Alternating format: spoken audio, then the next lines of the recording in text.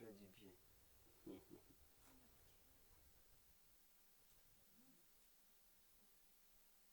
Gloire à Dieu.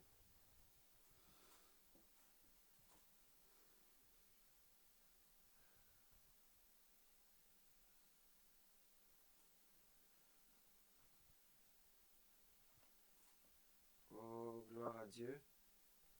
Vous nous recevez, j'espère. Si vous nous recevez, je crois que aujourd'hui nous avons un petit souci.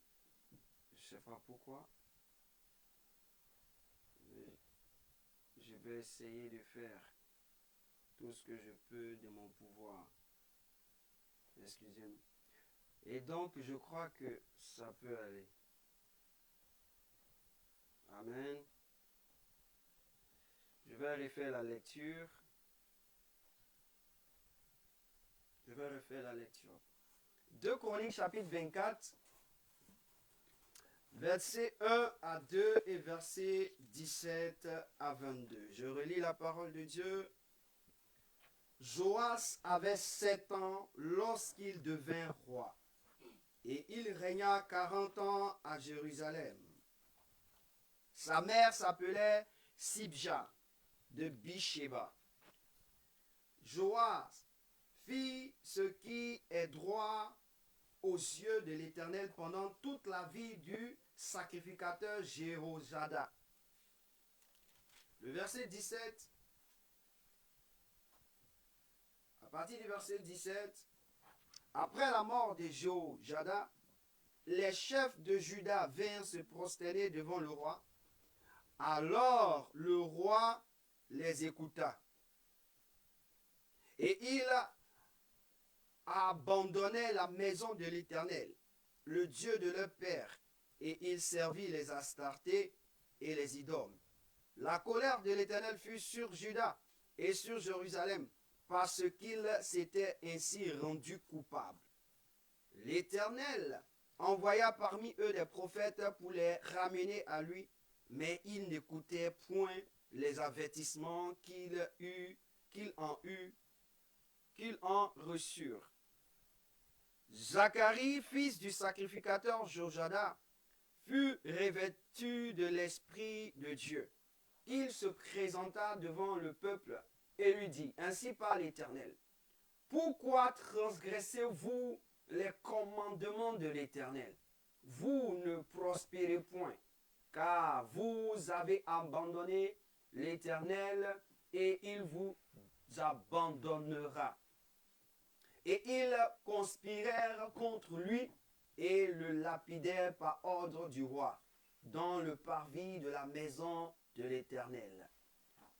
Verset 22, le roi Joas ne se souvint pas de la bienveillance qu'avait eue pour lui Jéhojada, père de Zacharie, et il fit périr son fils. Zacharie dit en mourant que l'Éternel voie et qu'il se fasse justice. Amen. Que l'Éternel voie et qu'il se fasse justice. Et donc, nous prenons 2 Rois, on lit dans 2 Rois, chapitre 22, versets 1 à 2.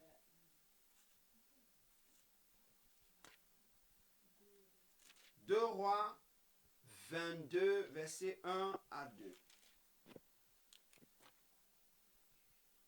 Et je lis la parole de Dieu. Josias avait 8 ans. Josias avait 8 ans lorsqu'il devint roi.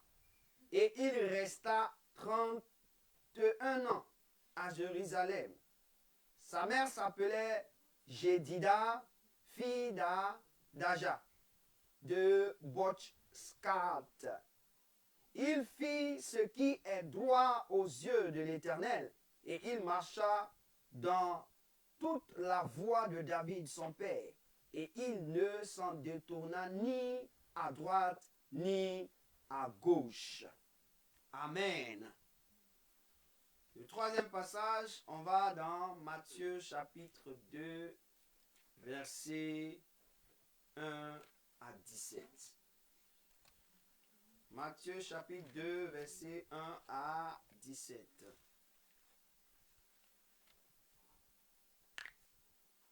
Matthieu chapitre 2, versets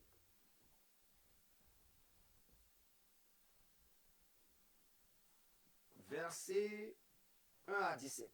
Je lis. Jésus étant né à Bethléem en Judée, au temps du roi Hérode, voici les mages d'Orient arrivèrent à Jérusalem et dirent, où est le roi des Juifs qui vient de naître? Car nous avons vu son étoile en Orient et nous sommes venus pour l'adorer. Le roi Hérode, ayant appris cela, fut troublé, et tout Jérusalem avec lui. Il assembla tous les principaux sacrificateurs et les scribes du peuple, et il s'informa auprès d'eux où devrait naître le Christ. Ils lui dirent, à Bethléem en Judée, car voici ce qui a été écrit par le prophète. Et toi, Bethléem, terre de Juda, tu n'es certes pas la moindre entre les principales villes de Juda, car de toi sortira un chef qui paîtra Israël mon peuple. Alors Hérode fit appeler en secret les mages et s'enquit soigneusement auprès d'eux depuis combien de temps l'étoile brillait. Puis il les envoya à Bethléem en disant, allez et prenez des informations exactes sur le petit enfant. Quand vous l'aurez trouvé, faites-le moi savoir, afin que j'aille aussi moi l'adorer. Après l'avoir entendu, le roi, ils partirent, et voici l'étoile qu'ils avaient vue en Orient marchait devant eux, jusqu'à ce qu'étant arrivé au-dessus du lieu où était le petit enfant, elle s'arrêta. Quand il aperçut l'étoile, ils furent saisis d'une grande joie. Ils entrèrent dans la maison, virent le petit enfant avec Marie sa mère, se prosternèrent et l'adorèrent, et ils ouvrirent ensuite les trésors et lui offrirent en présent de l'or, de l'encens, de la myrrhe. Puis divinement avertis en songe de ne pas retourner vers Hérode, ils regagnèrent leur pays par un autre chemin. Lorsqu'il fut parti, voici un ange du Seigneur apparut en songe à Joseph et dit, lève-toi, prends le petit enfant et sa mère, fuis en Égypte et reste-y jusqu'à ce que je te parle, car Hérode cherchera le petit enfant pour le faire mourir. Joseph se leva, prit de nuit le petit enfant et sa mère, et se retira en Égypte. Il y resta jusqu'à la mort d'Hérode, afin que s'accomplisse ce que le Seigneur avait annoncé par le prophète. J'ai appelé mon fils hors d'Égypte. Alors Hérode, voyant qu'il avait été joué par les mages, se mit dans une grande colère, et il envoya tuer tous les enfants de 2 ans et au-dessus, de 2 ans et au-dessous, qui étaient à Bethléem et dans tout son territoire, selon la date dont il était soigneusement enquis auprès des mages. Alors s'accomplit ce qui avait été annoncé par Jérémie le prophète. On a entendu des cris à Rama, des pleurs et de grandes lamentations. Rachel pleurait ses enfants. Elle n'a pas voulu être consolée parce qu'ils ne sont plus. Amen. Amen. Voici que Dieu bénisse sa parole. Nous allons prier. Père, nous te rendons grâce parce que ta parole est remplie de révélations, de vérité, de lumière et de vie. Nous prions que cette parole nous soit transmise au nom de Jésus. Amen et amen. Que Dieu vous bénisse. Aujourd'hui, nous parlons de ce mois jusqu'à ce que l'année finisse. Je crois bien qu'on parlera un peu de la famille. Mais principalement de ce mois, nous allons commencer à parler un peu des enfants. Alléluia. Amen. La famille, primordialement, mais principalement, nous allons parler des enfants aujourd'hui. Amen. Donc le sous-thème, ce sont les enfants. Nous avons lu 3 textes qui parlent des enfants. Le premier texte nous dit dans Chroniques chapitre 24 de Chroniques qu'un enfant de 7 ans est devenu roi. Waouh! C'est bon, hein? Le deuxième texte dans Deux Rois 22, on dit un enfant de 8 ans est devenu roi. Donc nous avons 2 types d'enfants. Un enfant qui avait 7 ans, qui s'appelle Joas, est devenu roi. Et un enfant qui avait 8 ans, qui s'appelle Josias, qui est devenu roi. Et maintenant, on nous donne le troisième texte qui est le comble. On dit un enfant qui vient de naître, il est le roi des Juifs. Alléluia. On dit c'est le comble. C'est-à-dire que quelqu'un qui vient de sortir du ventre de sa mère, on atteste que cet enfant est roi. Ouais, l'enfant est important dans la vie de l'être humain. Alléluia. Avant que je puisse partir en profondeur, lisons ce passage qui nous interpelle. Lisons ce passage. Dans Éphésiens chapitre 3, versets 14 à 15. Avant que je ne parte. Parce que tu dois comprendre quelque chose par rapport aux enfants.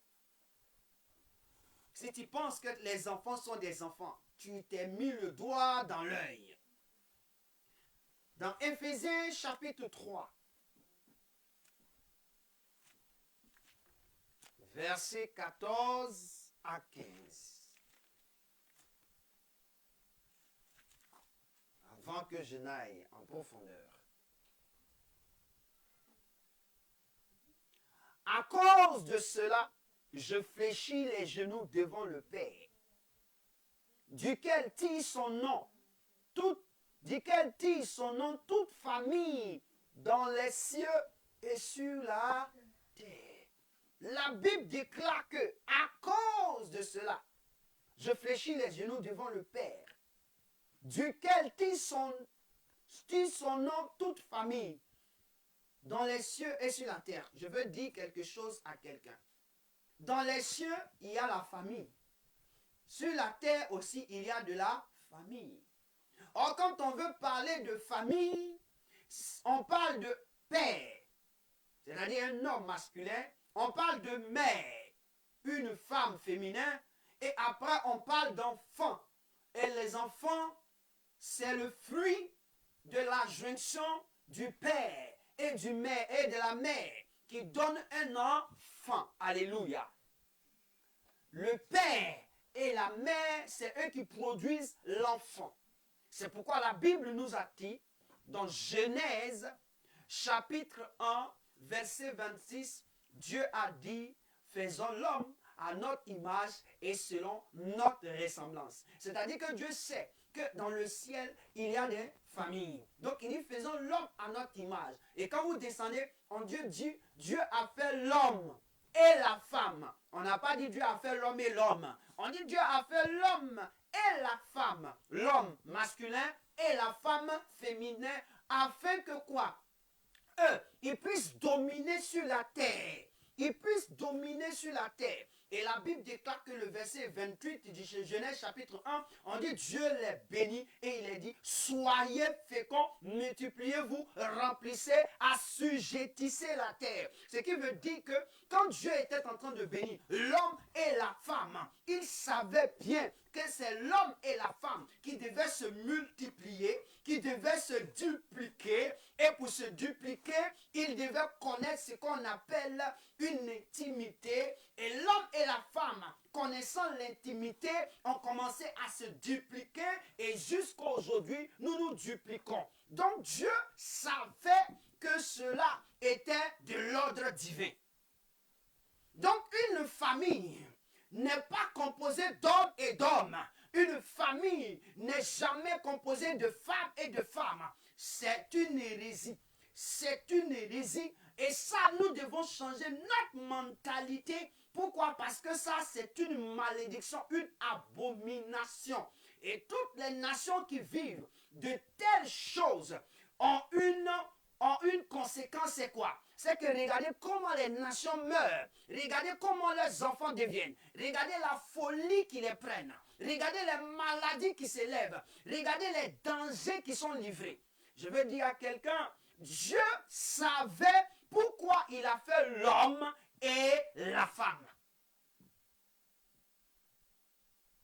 Parce qu'il savait que c'est eux qui doivent projeter des enfants, qui doivent faire sortir le fruit de leurs entrailles, qui sont des enfants. C'est pourquoi je veux parler des enfants aujourd'hui. J'ai simplement montré qu'un enfant ne peut pas sortir dans une famille. Quand on dit une famille selon les hommes, selon les hommes d'aujourd'hui, une famille, un homme, il n'y a aucun enfant qui peut en sortir. Donc, il ne faut pas s'imaginer que si tu es homme et homme, vous êtes dans une maison, votre alliance produira d'enfants. Non. Si votre alliance ne produit pas d'enfants, c'est dire que vous n'êtes pas une famille. Vous êtes une malédiction.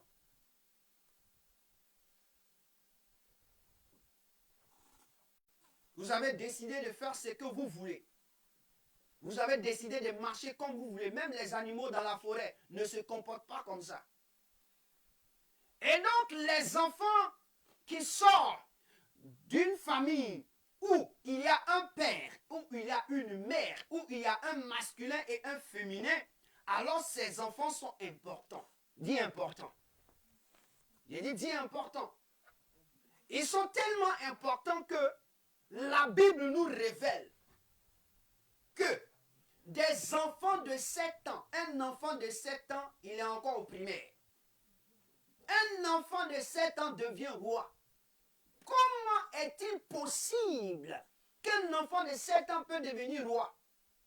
En fait, comment est-il possible qu'un enfant de 7 ans peut avoir une royauté, c'est-à-dire être le responsable d'une royauté? Comment est-il possible? Si c'est selon l'intelligence des hommes, ce n'est pas possible. Mais si c'est selon l'intelligence de Dieu, c'est possible. Comment un enfant de 8 ans peut devenir roi et marcher dans toute la voie de son père David sans se détourner plutôt à droite et à gauche? Et le comble, comment un enfant qui vient de naître peut devenir roi? Mon frère, ce qui veut dire que tout enfant qui vient des entrailles d'une femme, qui est passée d'abord de l'homme masculin pour intervenir, pour atterrir dans la femme qui est une femme, qui est le récepteur, hein, dans le moule où l'enfant doit être fait. Alors quand il sort des entrailles de la mère, il y a une mission éternelle, il y a une mission, une vocation céleste qui est affectée à cet enfant.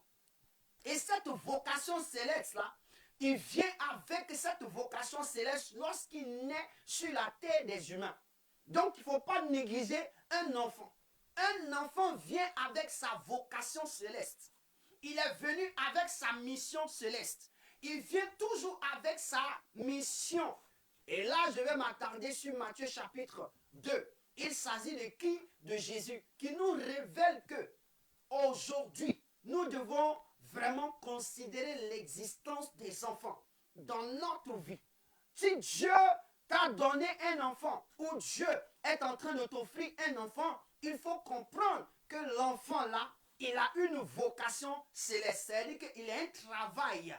Quand il naît là, il y a un travail qu'il doit accomplir. Il y a une mission pour laquelle il doit intervenir. Il intervient sur la terre. Donc, ce qui veut dire que moi, je ne suis pas né en venant avec une vocation, en venant trouver ma vocation sur la terre, ou en venant trouver mon métier sur la terre. Je ne suis pas né, je suis né avec ce que je suis en train de faire. Je suis né avec ce que j'ai actuellement. Je ne suis pas venu trouver ça ici pour apprendre. Non, non, non, non. Donc ton enfant, d'abord, a une mission. La Bible déclare quoi? On dit Jésus, il naît où? À Bethléem. Et on dit des mages sont conscients. Ils ont reçu la révélation que quoi? On dit un enfant l'enfant qui vient de naître là, c'est le roi des Juifs. Hey, c'est quel roi ça? Pourtant, dans le pays, il y a un roi qui est là. Alléluia. Regardez, comment Israël était en esclavage. Le peuple romain vient résider là. Ils viennent prendre le pouvoir sur les Israélites, et eux-mêmes, ils deviennent rois. C'est-à-dire des étrangers qui deviennent rois dans une nation. C'est ce qui s'est passé en Israël. L'Empire romain qui a vaincu Israël parce qu'Israël a abandonné Dieu, alors devient maintenant cet empire-là, pour pouvoir régner, il dédie maintenant des rois. C'est-à-dire que les gens ont décidé d'être rois dans une nation qui ne les appartient pas. On dit bien l'Empire romain. C'est-à-dire qu'ils ne font pas partie du peuple d'Israël. Ce sont des hommes étrangers. Et qu'est-ce qu'ils font? Ils ont décidé d'être rois pour ne pas que les fils de la nation puissent être ce qu'ils doivent être. Et Dieu les a regardés jusqu'à un temps donné. Dieu a dit c'est impossible qu'un enfant originaire de cette nation ne peut pas devenir roi. Alors un va naître. Et ce dernier qui va naître, on dit c'est Jésus qui va apparaître. Et lorsque Jésus naît, on dit que les mages, quand on dit des mages, ce sont les sorciers. Les mages, ce sont les personnes qui sont des sorciers. Et ces mages-là ont vu, Dieu s'est révélé à ces sorciers-là. Et ces sorciers disent, quoi? Il y a un roi des Juifs qui est né, alors courons. Parce que l'étoile qu'ils ont vue, on dit l'étoile brillait. L'étoile scintillait. Ils n'avaient jamais vu une étoile comme ça. Donc ils ont commencé à suivre l'étoile. Ils ont commencé à suivre l'étoile. Ils sont arrivés à Jérusalem. Ils arrivent, ils disent au roi, où est l'enfant qui vient de naître, le roi des Juifs? On dit, quand Hérode a entendu cela, il a été traumatisé. Je m'arrête là et je vais parler maintenant. Je veux dire à quelqu'un, quand Dieu projette de te donner un enfant, ou Dieu met un enfant dans tes entrailles, le diable sera troublé parce qu'il va voir que dans tes entrailles, il y a quelque chose de puissant qui va venir au monde. Il sera troublé, il sera bouleversé. Parce que s'il entend que tu es dans cet état, il est bouleversé parce qu'il ne veut pas voir ta vie produire. Pourquoi le roi est bouleversé? Ayant entendu qu'un enfant est né, et cet enfant c'est le roi des Juifs. Parce qu'il s'est dit que mais lui il est déjà roi des Juifs. Comment tu peux être roi des Juifs sans être juif? Si ce n'est pas la sorcellerie. Comment tu peux être roi dans une nation si tu n'es pas de cette nation? Comment tu peux être président d'une nation si tu ne fais pas partie de cette nation? Comment un étranger peut venir s'installer et puis devenir roi, n'ayant même pas la nationalité de cette nation? On dit le Hérode était romain. Il n'était pas quoi que ce soit, il était romain. Et on parle des Israélites, on parle des Juifs. Tu n'es même pas juif, mais tu es roi. Et quand tu entends qu'un roi naît, tu es troublé. Tu es troublé pourquoi? Parce que ton jeton va disparaître. Parce que ta priorité va disparaître. Parce que la rébellion, pour toi, c'est une rébellion qui va naître. Pour toi, c'est-à-dire que tu ne seras plus là, il n'y aura plus de règne pour toi. Ah, mais si tu es de l'Empire romain, il faut te déplacer pour aller à Rome et puis régner là-bas. Tu ne dois pas régner sur notre territoire. Et voici ce qui se passe dans des diverses nations, dans des divers pays que nous sommes. Parce que le Seigneur veut nous révéler quelque chose. C'est comme ça que quelqu'un pouvait dire, les esclaves sont sur les chevaux et puis les princes sont à terre. Ce qui veut dire que quoi? Un esclave qui est sur le cheval, ça veut dire quoi? C'est-à-dire que c'est lui qui doit travailler au contraire. Pour celui qui marche, c'est celui maintenant qui prend la place de son maître. A raison dit, il a été dit, quand on parle d'esclaves, on veut dire que tous ceux qui ne sont pas de Dieu sont esclaves. Tous ceux qui n'ont pas Dieu dans leur vie sont esclaves. Mais ceux que Dieu a choisis, ceux que Jésus a choisis, ne sont pas esclaves. Israël, ce n'était pas un esclave. C'est pourquoi vous allez voir qu'Israël raisonne. Ils ne sont pas esclaves. Il dit, nous, on n'est jamais esclaves. Parce que nous sommes des élus. Maintenant, le point le plus important, c'est la naissance de l'enfant Jésus. La naissance de l'enfant Jésus. Je veux dire ici, la naissance d'un enfant trouble le monde entier. Saisit un royaume, saisit un empire, et que l'empire est troublé. Que vaut cet enfant? Pose-toi la question, que vaut cet enfant? Voici le motif pourquoi. La Bible nous dit que Zacharie, qui était le sacrificateur, il avait servi Dieu jusqu'à un certain moment, il est devenu vieux. Il ne pouvait même plus se réchauffer avec sa femme. Et l'ange lui dit, tu vas mettre un enfant au monde. Il dit, l'ange, je sais que tu es exceptionnel, mais écoute-moi bien. Moi, je ne peux plus réchauffer ma femme. Je n'ai plus la force ou l'identité de réchauffer ma femme. L'ange dit, comme tu ne crois pas, il te rend muet. Et puis quand la chose va s'accomplir, le jour où on donnera le nom, c'est là que tu vas parler. On dit, sa femme vieillard ou vieillesse qu'elle est. Elle a accouché un enfant qu'on appelle Jean. On lui donne le nom de Jean, c'est là maintenant le gars Bobo, il est devenu parlant. Pourquoi? On dit, lorsque elle était enceinte, Élisabeth, elle s'est cachée. Elle s'est cachée.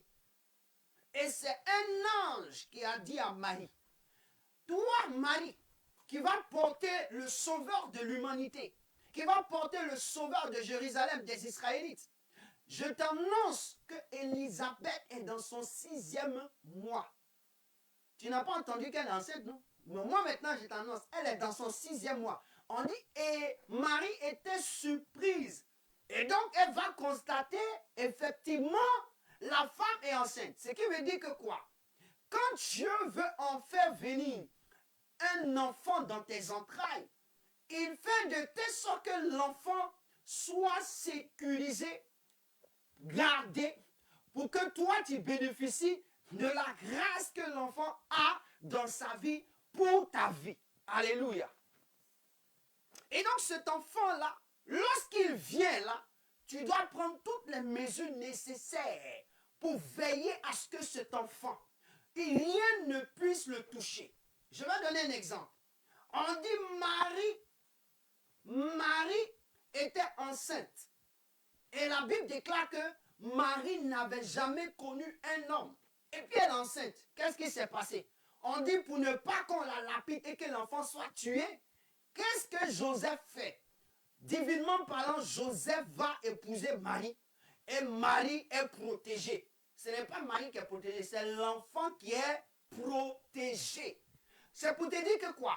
Lorsque ton enfant, il arrive, Dieu te donne un enfant, depuis tes entrailles, il faut commencer à sécuriser la vie de cet enfant.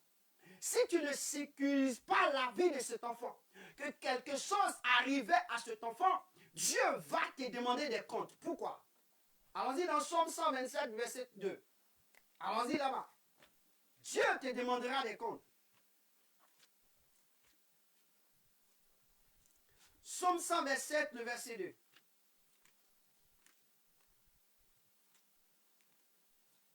Somme 127.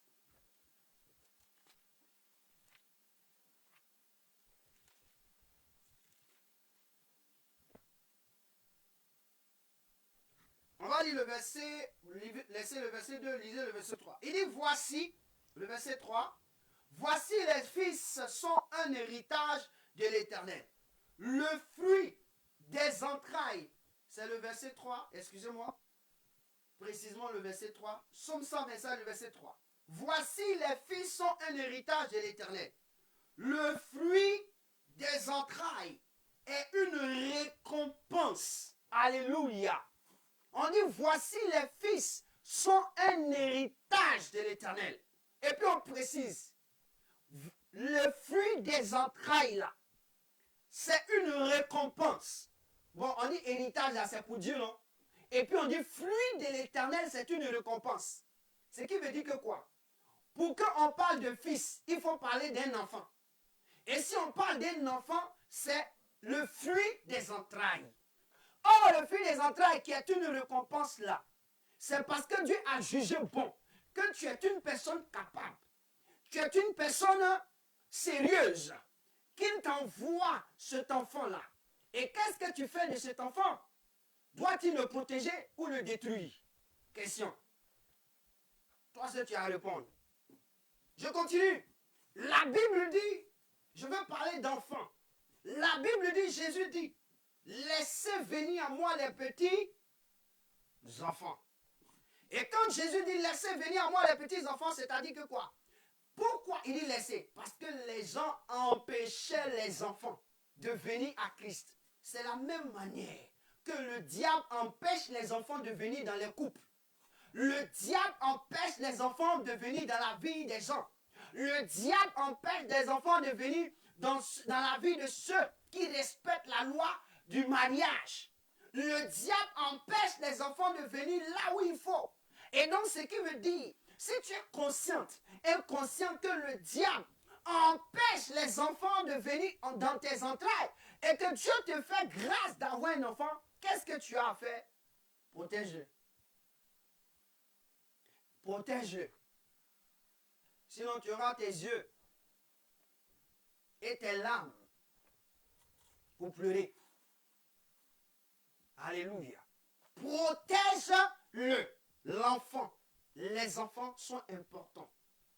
Ils ont un mandat céleste. Ils ont un mandat céleste. Alléluia. Je prends le cas de Jésus.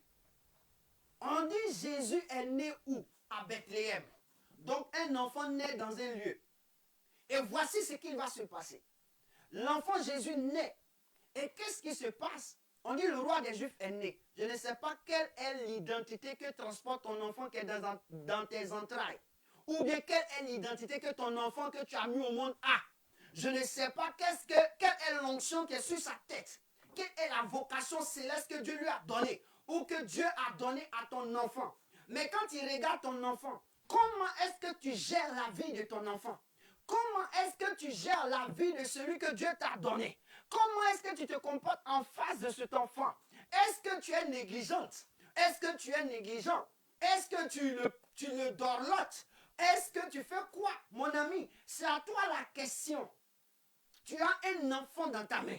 Tu as 2 enfants dans ta main. Tu as 3 enfants dans ta main. Tu as 4 enfants dans ta main. Écoute-moi très bien. La Bible dit, on demandera des comptes à celui qu'on a donné beaucoup. On lui donnera beaucoup de coups s'il n'a pas pu faire beaucoup de choses avec ce qu'on lui a donné. On donnera peu de coups à celui à qui on a donné peu. Mais à celui qui en a donné beaucoup, on lui donnera beaucoup de coups. Donc imagine-toi, Dieu t'a donné un enfant. Le coût d'un enfant, là, peut-être c'est 40. Dieu t'a donné 2 enfants. Le coût des 2 enfants, c'est 80. Dieu t'a donné un enfant, 3 enfants. Le coût de 3 enfants, c'est 120. Dieu t'a donné 4 enfants. Le coût de 4 enfants, c'est 160. Mon ami, pourquoi je le dis? La Bible déclare qu'en Israël, lorsque quelqu'un a enfreint à la loi, pour qu'on puisse le taper, on puisse le punir, on lui tape 40 coups moins 1. C'est-à-dire qu'on ne tape pas 40 coups, mais on tape 39 coups. Les 39 coups pour une personne, imagine, un enfant transporte 39 coups. Et puis toi, tu gères mal la vie de ton enfant. Tu te comportes comme si ton enfant est plus important que tout le monde dans le monde. Comme si ton enfant c'est l'œuf, il ne va pas se casser. Et que toi, tu ne peux même pas lui dire un petit mot. Et puis, si c'est ton enfant, c'est lui qui dit ce qu'il veut. C'est lui qui t'enseigne ce qu'il veut. C'est lui qui te veut, c'est lui qui te dirige. Mon enfant, je te dis aujourd'hui, tu vas rendre des comptes à Dieu. Un enfant, quand tu le reçois, tu as une responsabilité en tant que parent. Donc si tu t'amuses pour que la vie de cet enfant devienne un désarroi, Dieu dira, j'ai donné le fruit de récompense, tes entrailles là. C'est moi qui t'ai donné une récompense parce que j'étais cerné, j'étais saisi responsable. Mais tu m'as montré que tu es irresponsable. Et cette irresponsabilité, tu vas payer ça sur la terre. tu vas payer ça dans le corps de ton enfant. Tu vas payer ça dans la vie de tes enfants. Tu vas payer ça pour voir ce que Dieu a dit. Alléluia.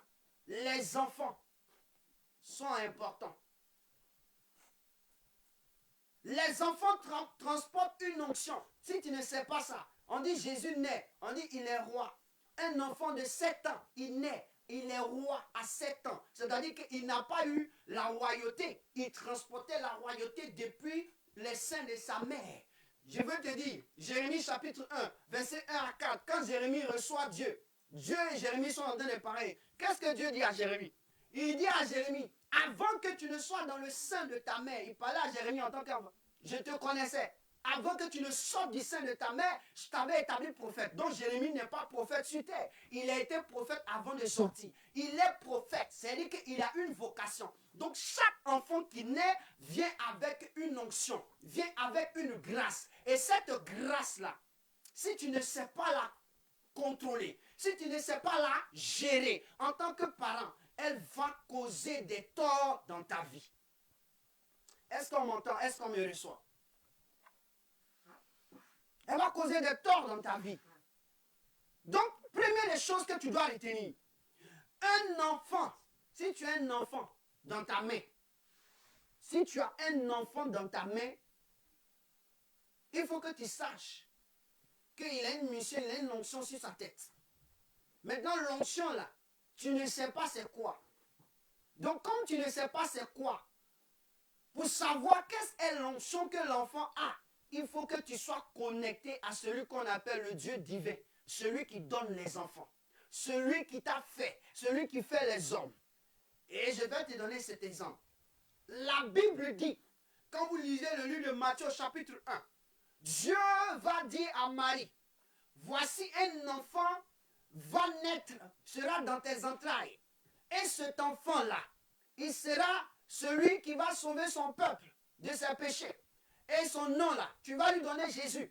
Et puis plutôt son prénom sera Jésus. Mais son nom de famille là, c'est Dieu avec nous. On dit que c'est à la mère de Jésus, que Dieu donne les informations de l'enfant. Toi, quelle information tu as de ton enfant?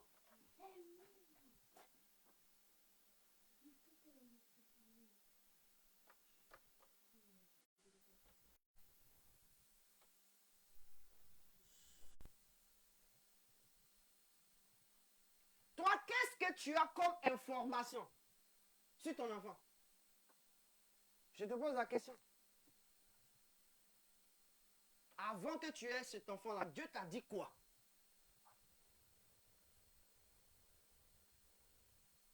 On dit Marie avait une information par rapport à l'enfant dans ses entrailles. Toi, qu'est-ce que tu as comme information sur ton enfant? Si tu portes un enfant, je te pose la question. Si tu as déjà porté l'enfant, l'enfant vit, c'est-à-dire qu'il a grandi, il est à côté de toi. Je ne sais pas quel âge l'enfant a, mais quelle information tu as de ton enfant? Dieu t'a dit quoi par rapport à cet enfant qu'il t'a donné? Dieu t'a dit quoi par rapport à tes enfants? Est-ce que Dieu t'a donné un enfant et puis il n'a rien dit? Amen. Je vais revenir. Si toi, la femme, tu n'as pas de notion, de nouvelles par rapport à l'enfant, je veux c'est Joseph, le père de Jésus, le père adoptif de Jésus. Qu'est-ce que Dieu lui dit?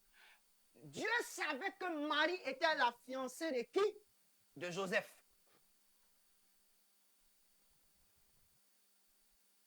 Donc, Marie, son fiancé, c'était Joseph. Maintenant, Joseph sait que sa femme est enceinte. Il veut la laisser. Qu'est-ce que Dieu lui dit? Mon ami. Pourquoi il veut la laisser? Parce qu'il ne l'a pas mariée. Il veut la laisser pour ne pas qu'on la lapide. Il veut la laisser pour ne pas qu'on la tue. Donc, il veut se séparer d'elle tranquillement. Dieu lui donne cette information.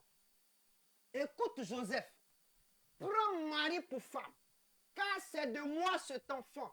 C'est moi qui l'ai choisi pour porter le sauveur d'Israël. Et donc, si tu ne la prends pas, le sauveur d'Israël ne pourra pas naître. On dit quand Joseph a entendu que c'est le sauveur qui est d'Israël, qui est dans le ventre de sa femme, il a compris que sa femme, c'est une femme extraordinaire.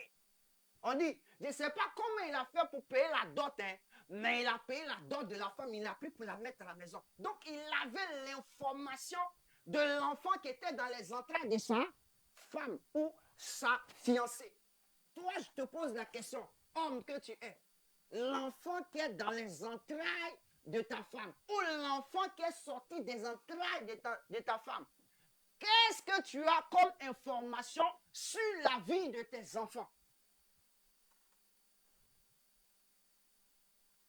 Qu'est-ce que tu as comme information? Voyez-vous, tu n'as aucune information en tant que mère, en tant que père. Pourquoi? Parce que lorsque Dieu te donnait cet enfant, quand il te donnait le message, tu n'as pas retenu le message. Tu as oublié le message. L'enfant est né, donc tu le gères comme tu veux.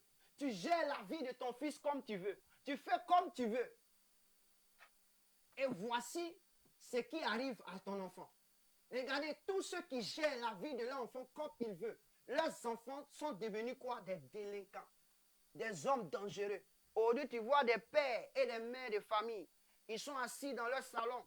Des invités arrivent. Ils sont assis, l'enfant assis au milieu d'eux. Lui, il prend la télécommande devant les invités. Pim, pim, il change. Il change télévision. Pim, pim, pim. Et quand il regarde, tu es désolé. Un enfant au milieu des grandes personnes. Et puis c'est lui qui prend la télécommande. On dit télécommande. C'est-à-dire c'est celui qui commande, qui gère. Et puis lui, il fait pim, pim, pim. Et puis les parents sont là. Hey, c'est un enfant. C'est un enfant. Tu ne sais pas ce que c'est. Je ne t'ai pas dit, ce n'est pas un enfant. Il a une notion qui transporte. Tu ne sais pas ce que c'est. C'est un enfant. C'est un enfant. Oh l'enfant. On parlait de l'enfant. Tu as ton propre enfant, tu as mis au monde. C'est lui qui te gifle. Et pas un cri sur toi, et puis tu gifles pas. Et puis tu es là, tu es là, tu fais rien. Il y a une tante qui disait qu'elle était arrivée dans la maison d'une femme là, et son enfant vient voir. La dame l'a dit, hé maman, j'ai été giflé quoi? J'ai été giflé. Et là, la maman là, l'a regardé. Tu as me giflé. Faut gifler. De la manière, il a été tapé là, non? Tes parents même vont se surprendre. Et donc elle parle à la maman. Et puis la maman dit non, c'est comme ça, il s'amuse. Il s'amuse. Et puis il va me gifler. Ah d'accord, il n'a qu'à gifler. Si chez toi il te gifle, moi on me gifle pas. Hein? Ah oui, hein? C'est pour te dire que ton enfant, c'est pas un enfant. Il transporte quelque chose que tu ne sais pas. Et ce qu'il transporte, ce qu'il est en train de transporter là, si tu gères mal sa vie, ton enfant deviendra quelque chose de déshonneur dans ta main. Je veux dire à quelqu'un ce matin, un enfant n'est pas un enfant. Il connaît rien. Il connaît rien. Je vais te dire, à 7 ans, un enfant, il s'appelle Joas. Il est devenu quoi? Roi. 7 ans, un enfant devient roi. Toi, ton enfant a 7 ans. Et puis c'est lui, il fait comme s'il ne comprend rien.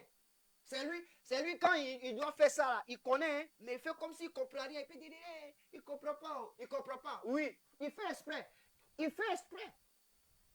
Il y a un enfant qui disait un jour, dans une famille, quand j'étais jeune, il avait seulement, je ne sais pas, 4 ans, je ne sais pas si c'est 4 ans, 5 ans là. Le gars dit à une famille, ils étaient en train de parler, il dit, quand Giovanni.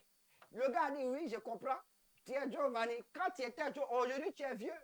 Il dit, quand era Giovanni. Ça veut dire que l'enfant te dit que lui, il a vécu avant toi. Il dit, quand era Giovanni. Donc, à son état d'âge, il dit le Giovanni, quand il était. Ça veut dire que lui, il est là, il est vieux. À l'âge qu'il est, il est vieux.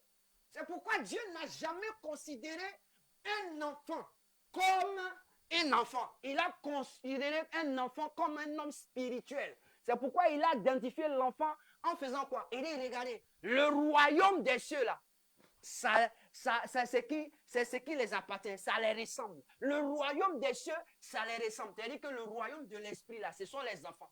Donc imaginez un enfant qui est un esprit. Jésus lui-même dit que le royaume des cieux là, c'est les enfants là. Donc Jésus n'était pas en train de dire quelque chose qu'on doit ignorer. Jésus était en train de nous donner une information que les enfants sont plus spirituels, que nous-mêmes on a vieilli, on est devenu barbu, on a tous les conneries sur nos têtes, sur nos corps là. Ils ont vieilli. On a vieilli, mais les enfants sont spirituels. Donc un enfant en tant que spirituel, si tu n'es pas spirituel avec cet enfant, mon ami, cet enfant-là, il va foutre la merde. Dieu ne te donne pas un enfant pour que tu le gères de la manière physique. Il faut le gérer de la manière spirituelle. Et quand tu es spirituel, quand tu gères ton enfant sera quelqu'un de bon demain. Un enfant, tu vas retenir quoi? Quel est le message que tu as de ton enfant? Ce qui veut dire qu'en ce moment précis, là, je suis en train de réveiller quelque chose en toi. Pour dire que l'éducation que tu vas donner à ton enfant n'est pas une éducation parce que tu es dans une société. Qu'on te demande de donner cette éducation dans la société. Mais c'est selon ce que le Seigneur t'a dit. Écoutez-moi bien. Matthieu, quand on lit Matthieu chapitre 2, la Bible dit que Dieu se révèle à qui? À Joseph. Lorsque les mages finissent de l'adorer, les gens vont venir te dire hey, félicitations, ils vont envoyer les cadeaux, ils vont envoyer toutes sortes de cadeaux. Mais ceux qui vont envoyer les cadeaux, là, il faut les connaître. Ils n'ont qu'à voir l'esprit de ton enfant. On dit les mages qui ont envoyé cadeau à Jésus, là, ils n'ont pas envoyé n'importe quel cadeau. Ils sont venus lui donner quelque chose de bien. L'or, l'encens et la myrrhe. Je laisse ça, je passe, mais je viens te dire quelque chose. On dit quand il finit, qu'est-ce que Dieu dit à Joseph? Dieu dit à Joseph le père. Il dit, écoute-moi bien Joseph. Tu es venu à Bethléem, ta femme a accouché. Oui, maintenant, voici ta responsabilité. Prends la femme et l'enfant, fuis, va en Égypte. Il dit quoi? Quitte le pays. Sors du pays. Parce que l'enfant là, si tu ne sors pas, ils vont le tuer. Pourquoi on cherche à tuer un enfant? Parce qu'il transporte quelque chose que l'autre ne transporte pas. Il transporte quelque chose que l'autre n'a pas. Pourquoi? Même ton propre meilleur ami peut t'emmener à détruire tes enfants sans savoir qu'il est en train de le faire. Par son comportement, par son raisonnement, il peut chercher à te tuer. On dit, Hérode dit quoi? Regardez ce qu'Hérode dit au mage. Hérode dit au mage, vous êtes venus, non? Vous savez que le gars, il est né, non? Oui, maintenant, allez-y, vous informer. Puisque vous savez où le gars sera, allez-y, vous informer. Et puis moi, là, je vais venir l'adorer. Et ils ont dit oui.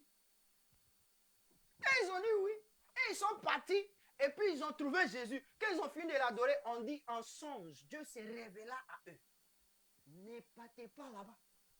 Prenez la route, partez. Le gars là, il vous a blagué.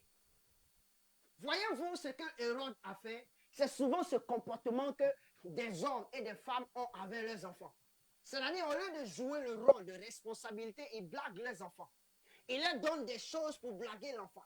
Ils leur donnent des choses qui n'ont rien à voir avec l'éducation de l'enfant. Ils se conforment aux pensées de la société afin que l'enfant doit être comme ceux de la société. Ton enfant, quand il naissait là, Dieu ne l'a pas dit qu'il est égal à ceux de la société. Il t'a donné une parole par rapport à l'enfant. Il a donné une parole par rapport à l'enfant. Il n'y a aucun homme sur la terre à qui Dieu donne un enfant sans donner une parole, sans donner la mission. Il n'y a personne sur la terre qui peut me le dire et me dire c'est faux. Personne ne peut justifier. Ton enfant, tu ne l'as pas reçu comme ça. Dieu te donne toujours un enfant et il te rappelle ce que l'enfant doit faire. Et la Bible déclare que Joseph, ayant entendu parler qu'on veut tuer l'enfant, il a fui pour aller en Égypte.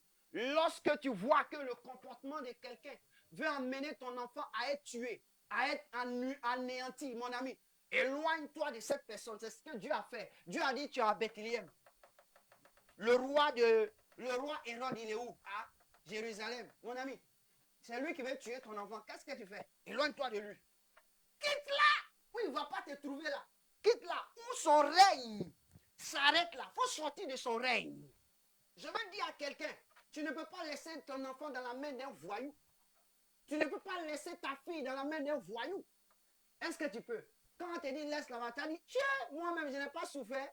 Tiens, je n'ai pas souffert 9 mois. Cadeau qu'on ait laissé mon enfant.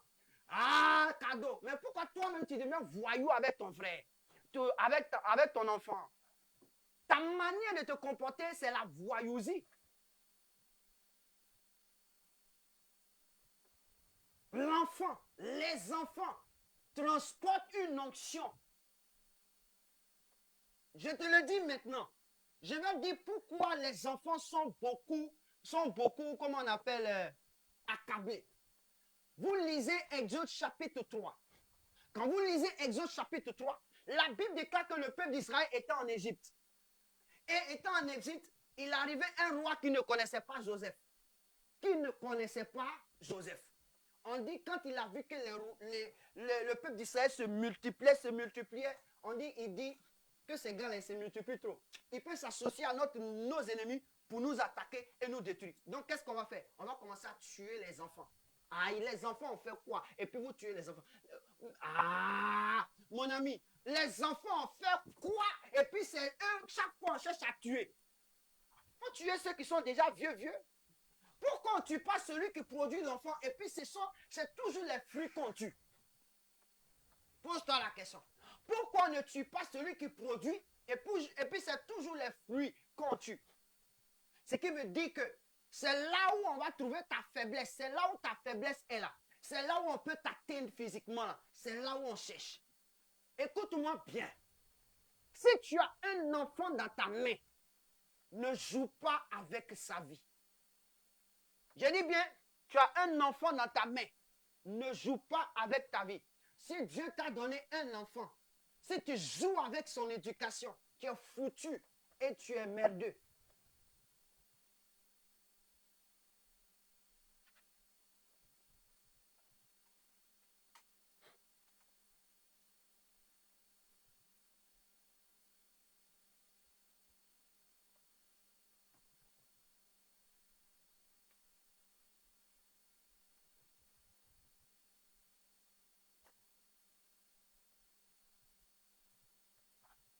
Ne joue pas avec ton enfant.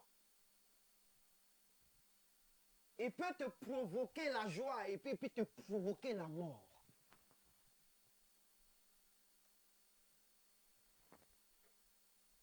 Je te dis deux choses.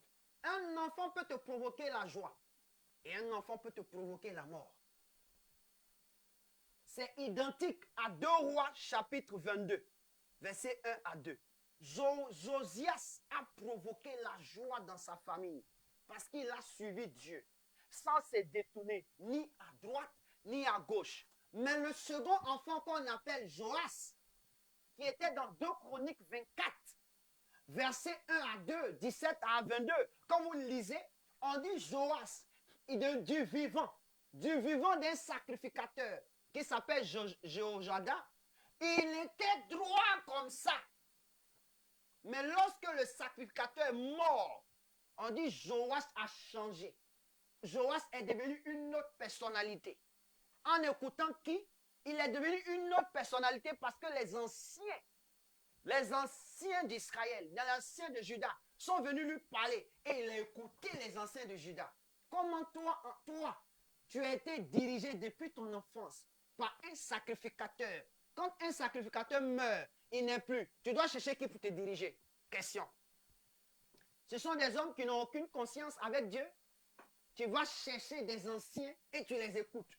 Et ce sont des sacrificateurs. Tu dois chercher un homme de Dieu afin de continuer à écouter la voix de Dieu. Et il écoute la voix de qui? Des hommes qui n'ont aucune alliance avec Dieu. Et qu'est-ce qui arrive? On dit son royaume va connaître ce qu'on appelle une destruction. Je veux te dire, lorsqu'un enfant sert Dieu, lorsqu'un enfant est conduit selon la volonté de Dieu, il est une bénédiction, il est un miracle pour un peuple. Mais lorsqu'un enfant n'est pas conduit selon Dieu, n'est pas éduqué selon Dieu, l'enfant devient une malédiction pour ses parents et pour le peuple. C'est pourquoi il est important de pouvoir prendre soin de l'enfant. Je dis l'enfant.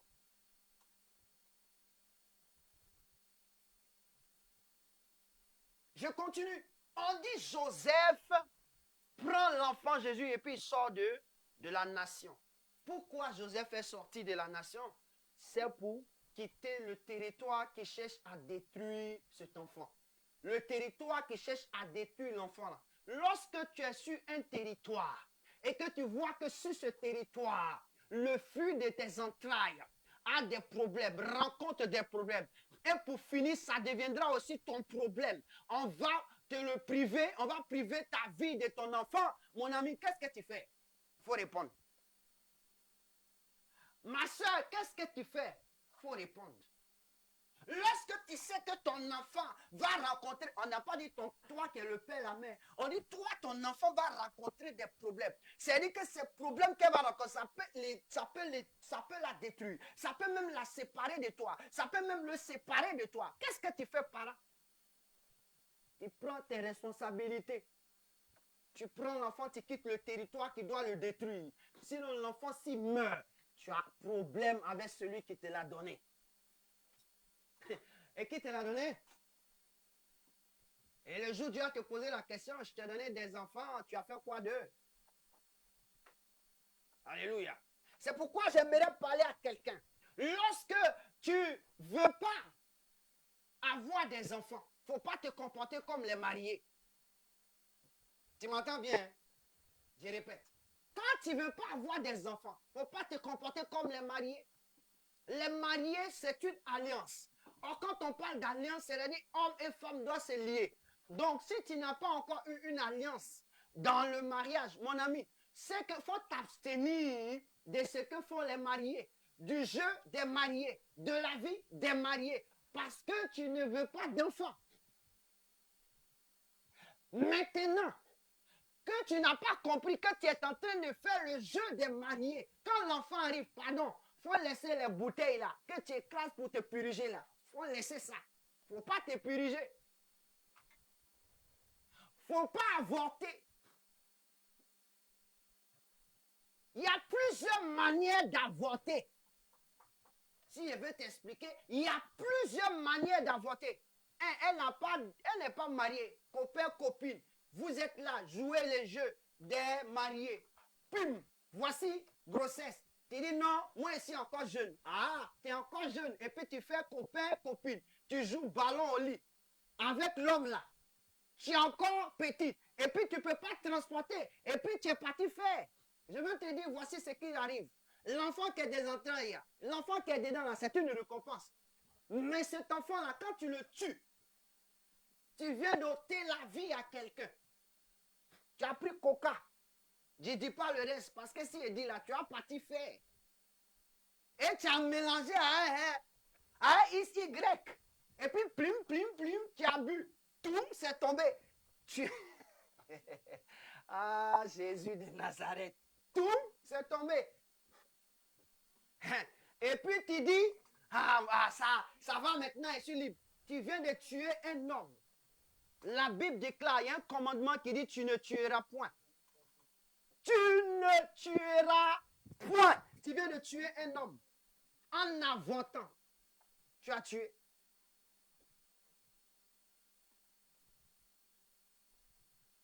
Tu as tué l'enfant. Tu viens de tuer quelqu'un comme ça. Tu es condamnable. Tu vas prendre, on dit non, tu vas chercher, il y a les plantes au village là. Non, tu vas pas, tu prends, on dit tu fais, tu écrases, tu prends, et puis tu mets là-bas, et puis ça, après ça fait boum. Comme le bandit là. Quand il est au village, on dit bandit là, quand il veut que ça soit dur, il y a une feuille que tu mets au bord pour fermer, et le lendemain, ça devient dur, comme pour garçon. Toi, tu vas chercher la feuille. Et puis tu mets là-bas, poum, ça fait poum. Et puis tu dis, hey, je suis sauvé. Tu viens de tuer un homme. Tu viens d'avorter. Il y a plusieurs manières d'avorter. Parce que quoi? Tu veux faire ce que les mariés font. Mais tu ne veux pas avoir les conséquences des mariés. Et toi, tu veux te défaire. Et il y a certaines personnes même là, ils vont plus loin. Ils disent non, Pour cela, je vais enlever les 2 trucs qui sont dedans là-bas, là, pour ne pas que ça arrive. Et puis ils vont, bim, ils enlèvent les 2 trucs. C'est-à-dire qu'ils enlevaient le cercle d'enfants que Dieu avait déposé là-bas. Là. Ils l'enlevaient totalement pour le déposer. Or, tu viens de faire quoi? Un avortement. Et tu as tué dans tes entrailles tous ceux qui sont là-bas. 2, il y a une autre manière d'avortement. Parce que l'enfant qui est là, l'enfant qui est là ne vient pas dans les entrailles pour s'amuser. Il a une mission.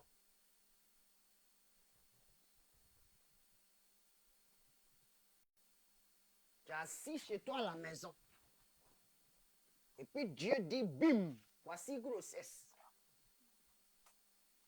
Et puis toi, on dit de ne pas soulever 25 kilos, hein? Et puis tu prends grossesse pour aller soulever 25 kilos. Mon ami, quand ça va tomber là, qui a fait quoi? Ma camarade, quand ça va tomber là, qui a fait quoi? Qui est responsable? C'est toi. Parce que ton corps ne peut pas. D'ailleurs, même toi, 25 kilos là, quand tu es normal, tu ne peux pas soulever.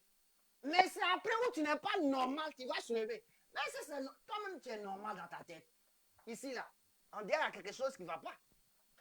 Même moi, je suis homme.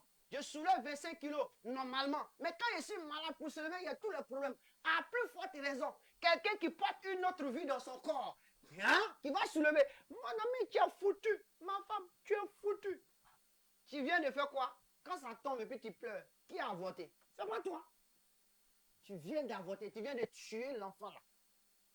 On dit Marie, quand elle était enceinte, vous savez quelque chose qui devait se passer. Le fait que Joseph voulait rejeter Marie, qu'est-ce qui s'est passé? C'est-à-dire que si Joseph régnait Marie, même si c'était en secret, l'enfant elle allait mourir.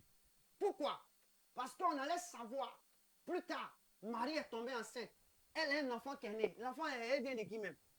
Et puis on allait la lapider, on allait tuer l'enfant. Donc qu'est-ce que Joseph a fait? Pour ne pas que l'enfant soit avorté, Dieu lui a dit, mon ami, prends tes responsabilités, impose la femme et gère-la. Donc ça veut dire que quoi? Pour ne pas avorter quelque chose de ta vie, un enfant, il faut prendre tes responsabilités. Parce que Dieu va te demander de... Je pousse loin. Ton enfant est en train de grandir. On dit Jésus, il est hors du territoire. Il est hors du territoire de danger et c'est là-bas maintenant Jésus commence à grandir. Je veux dire, ton enfant ne pourra pas grandir, ne pourra pas se développer s'il est dans le territoire qui est problématique pour lui. S'il est dans un environnement où il y a problème, ton enfant ne pourra pas se développer. Donc quand tu regardes que ton enfant se trouve dans un problème ou dans une situation, dans une ville, dans un quartier, où le quartier là, ça n'arrange pas, mon ami, qu'est-ce que tu fais? Faut chercher un quartier où tu vas envoyer ton enfant, où tu vas gérer ta vie et ton enfant pour qu'il ait. Parce que lui là, c'est pas petit l'homme, il transporte quelque chose. Pourquoi je le dis? La Bible déclare, allons-y, la Bible dit ceci. Dans 2 Corinthiens 11, versets 14 à 15. Allons-y. Parce que si tu ne changes pas la position où l'enfant est, voici ce qui va arriver. 2 Corinthiens 11, versets 14 à 15. Et puis je lis.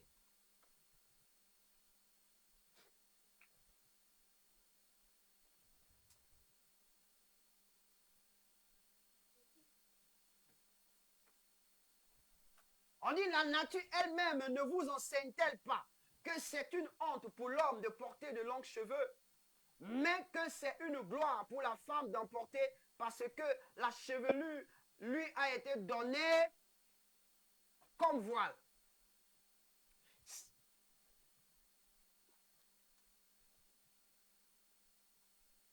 Non, ce n'est pas le texte que je voulais dire.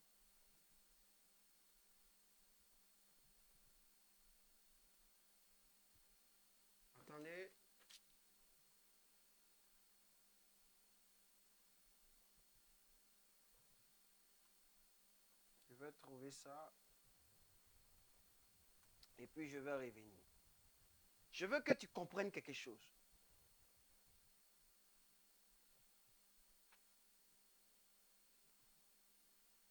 Donc j'ai lu 1 Corinthiens au lieu de 2 Corinthiens. Excusez.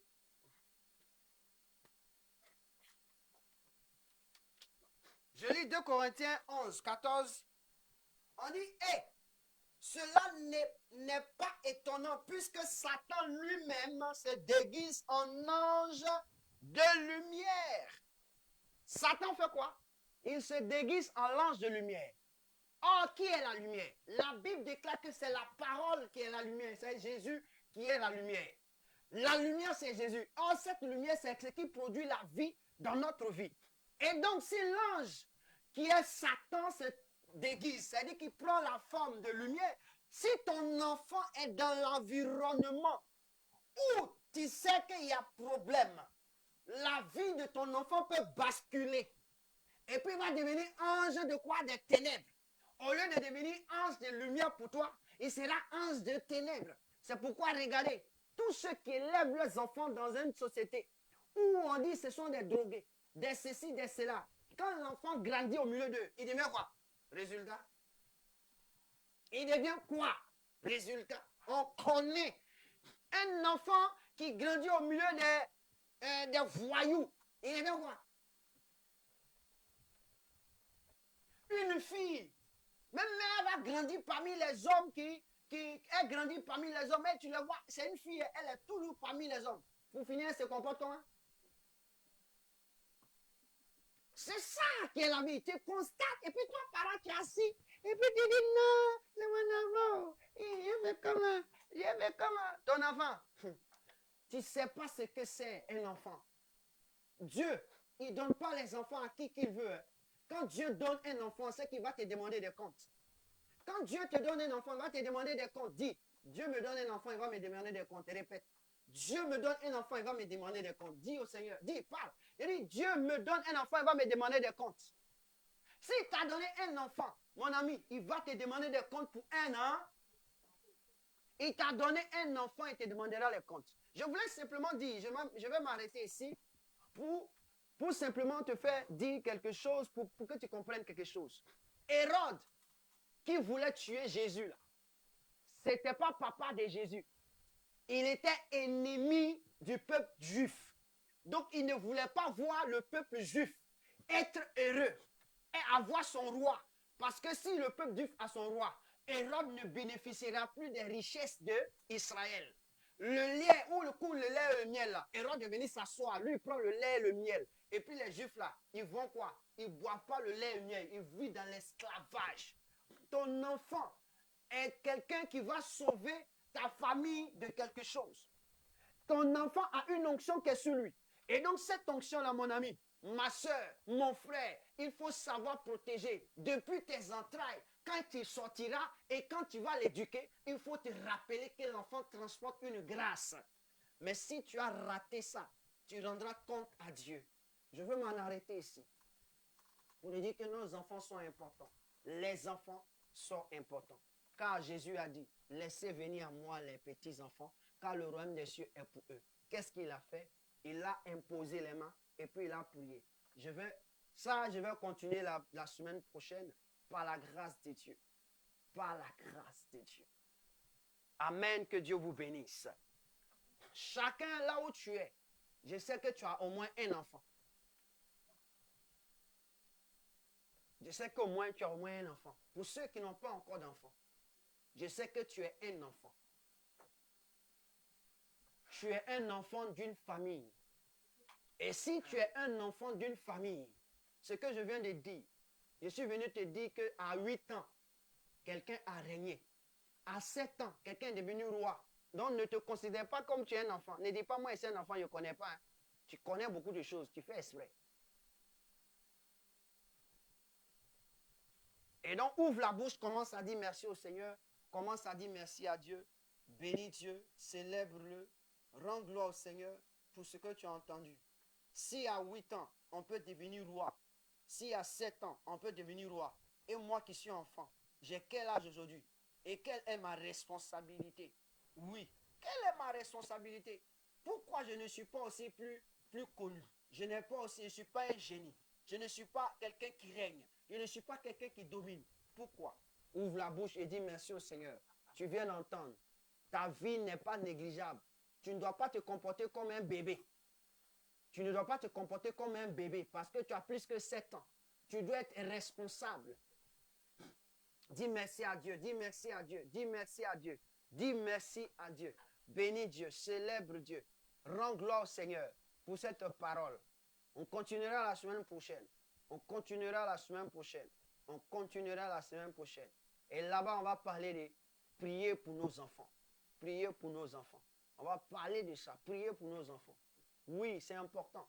Et dans prier pour nos enfants, on va aussi parler de la responsabilité des enfants. C'est important parce qu'il faut prier pour nos enfants, mais aussi il faut les laisser leurs responsabilités.